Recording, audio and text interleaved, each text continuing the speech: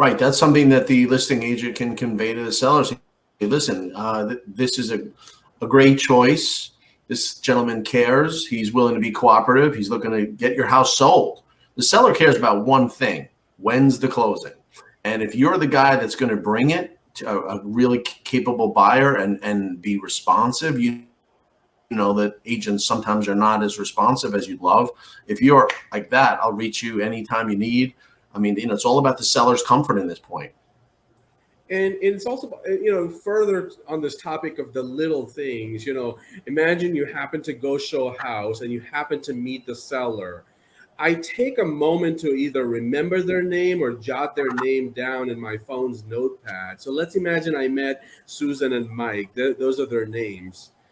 When I compose that email with the offer, I make sure I include those little things. Hey, thank you so much, Scott, for facilitating that showing. And it was really pleasure meeting Susan and Mike and, having them give us a tour of their house. So those little things matter.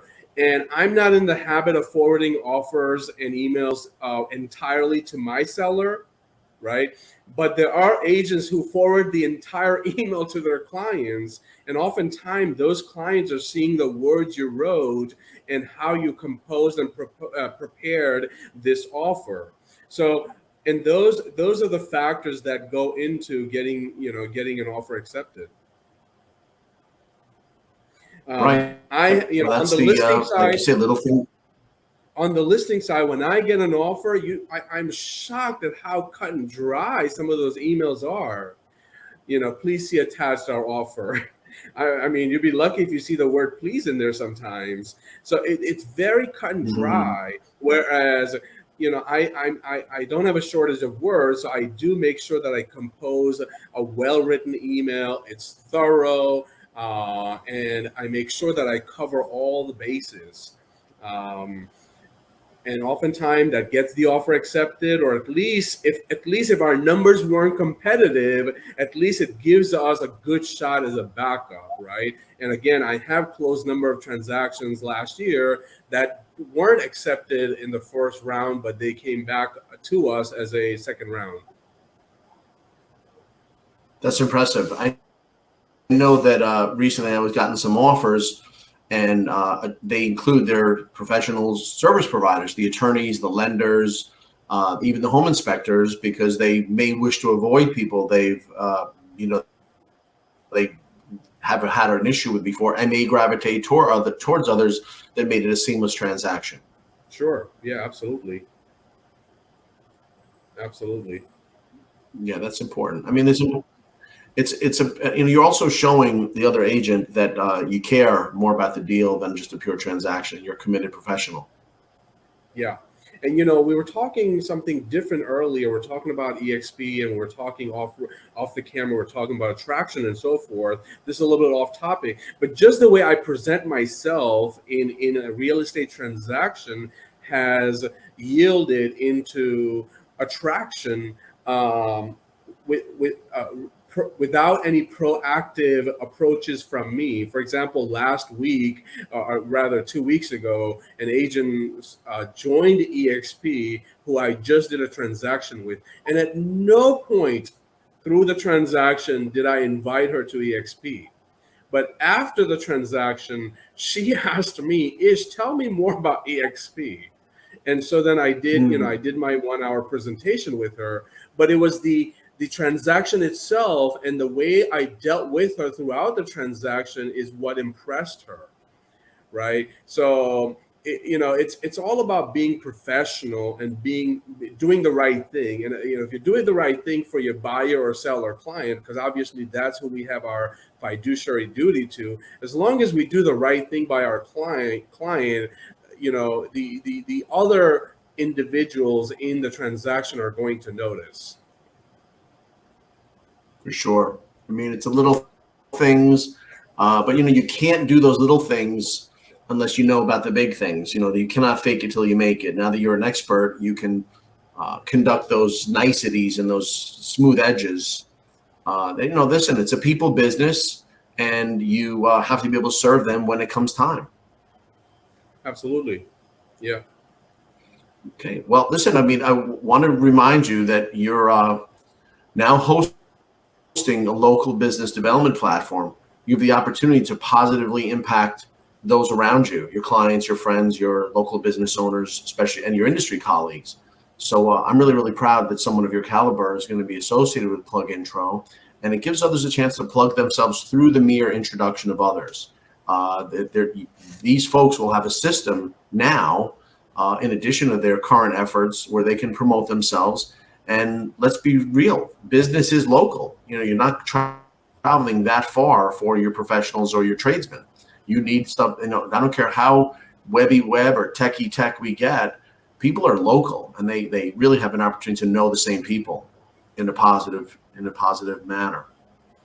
I'm super excited about this platform. Look, I've always maintained a closing folder for my buyers and sellers, which has information for these other professionals and fields such as plumbers and electricians and moving companies and even furniture salespeople and so forth. So there's a pamphlet of information in my closing folder that I provide to my buyers and sellers.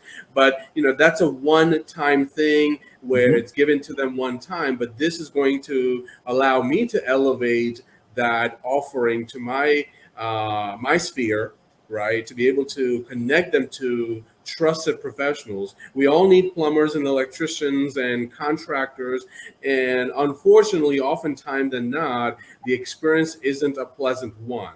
Oftentimes with contractors, electrician, and it has Mhm. dire consequences, right? You could be sitting in a house with a leaky roof for 2 weeks or 2 months because you ended up hiring a bad contractor. So yes, we can get all the tech in the world, but ultimately people are not comfortable just Googling a contractor or an electrician. People are No, not at comfortable all. working with, I had yeah, a I had a I had a bad experience with this on a search recently, and I had a great experience. A client asked me two things. I mean, ready for this? Client asked me the other night. Oh, the other night, hot as can be. Do you have an air conditioning? My air conditioning service went out. I called the company. Within the hour they came. I looked like a hero. And I had something even way outside real estate. A guy tells me that he goes home. He had an issue with, he got served with a restraining notice. Whew, scary stuff with the wife. He called me. I yeah. said, "Well, call this lawyer. He can help." And the guy really, I mean, that's not real estate related, but sure, he needed. Now, he really appreciated that referral. And if you're not doing that, what are you doing? Yeah, no, absolutely. My buyers and my sellers know, and I specifically and explicitly tell them on closing day, hey, this is not the end of the road.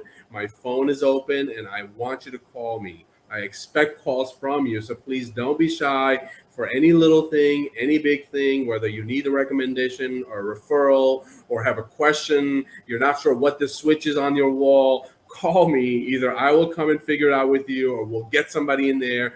And when I do refer them to a contractor or electrician, I actually show up that day. So I don't just connect the electrician and the client and then kind of let them be on their own.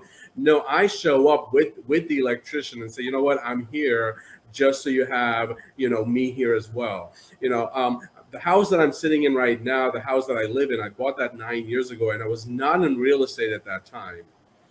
But the realtor who sold me this house never called me one time after selling me the house. In fact, 2 3 days later after I bought the house, I didn't know what one of the switches were, and I wanted to ask the seller, but of course I didn't have the seller's information. So I called the agent. The agent double ended, so the agent knew me or was my realtor, but it was also the seller's realtor. So I called the agent. The agent did not pick up the phone, and the agent didn't return the call either, right? I try and be not that agent. So I tell my buyers and sellers, hey, call me, call me, call me. In fact, over 50% of my transactions right now are from past client referrals or repeat business. I do very little online lead generation, very little. Majority of my business is Mhm. sphere and past clients. And that's because my clients know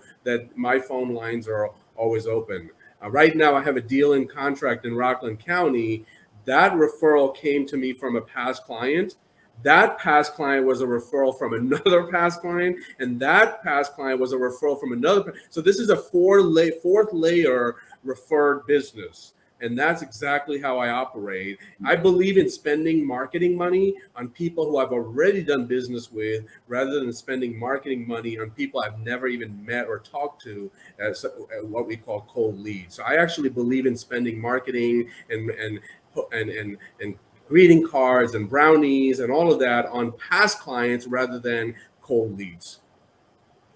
Sure, it's so much less expensive. And I'm sure your current clients, maybe they should call that realtor and thank them for blowing you off. They get the best service now because of that negative experience. Absolutely. So, But all right, believe it well, or what's the not, best way to reach you? What's your phone? My number, I'm easily Googleable. Ish your realtor, 914-215-1540.